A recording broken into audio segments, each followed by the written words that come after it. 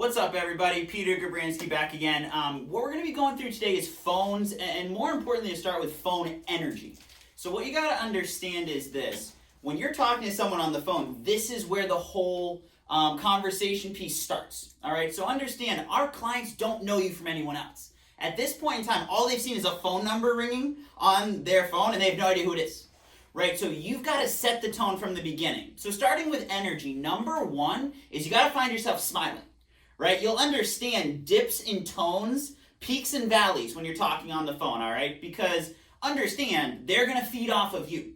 And motion creates emotion when you're going through anything with the client. So number one, when I'm first calling them on the phone, you got to hit them with some energy. Because if you don't hit them with energy, they're not going to liven up. They're going to stay the exact same tone, all right? Once I get them going on the phone, understand, my energy needs to keep going through the entire presentation on the phone. Because again, this is how they're first getting to know you.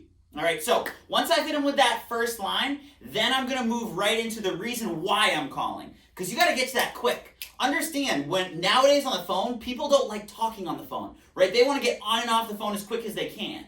So for them, it's, why am I meeting with you? What are we doing this for? Okay? Now, in terms of energy, what you also got to understand is people are not going to answer the phone excited.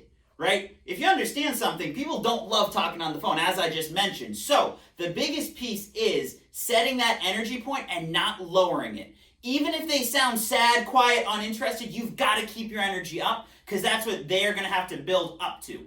Now, understand, no one really enjoys the phones. All right, spoiler alert. So you got to get yourself into that better mood in the first place. So a couple of tips I always do when I'm calling. I always have a snack near me, something I will drink on, like an iced coffee, iced tea, water, something like that, because what that's going to do is going to get me into the mode of it's go time, right? Human nature is once you become used to something, then you can create a good habit from it, and then you're going to get consistent results from it. Next thing when it comes to energy is going to be volume. As you can tell, I can talk as loud as I want to talk, and the louder I am, it's going to be that much harder for them to break into my phone conversation, right?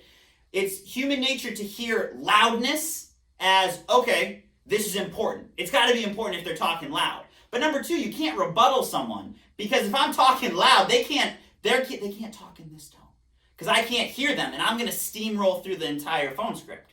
So really, the louder you are, the fewer the rebuttals you're going to get as well.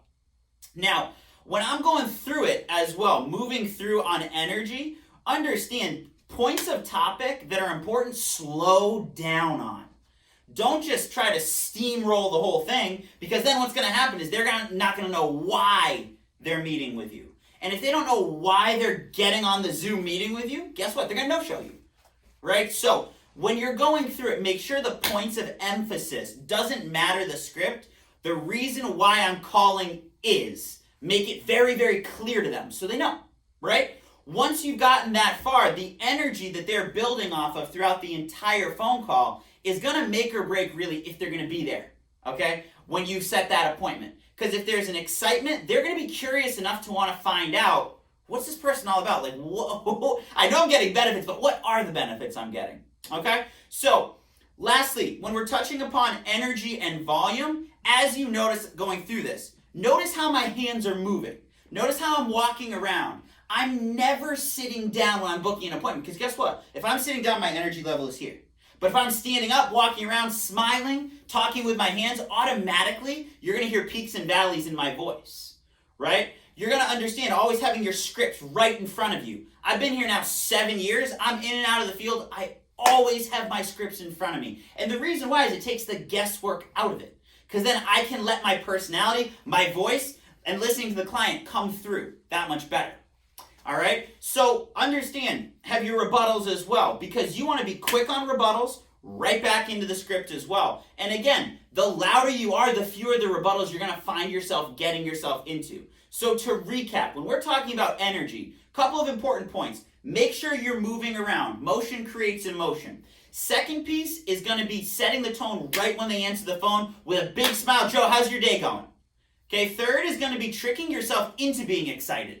Because again, you're never going to feel like calling people. Understand that, right? So you want to make sure you have something that's going to keep you excited. You're sipping on something, snacking on something. And then lastly is volume. Make sure you've got that volume as you're moving through the entire script, and making sure they're understanding to slow down when it's something really important, but picking up the speed and getting through the call as quick as we can.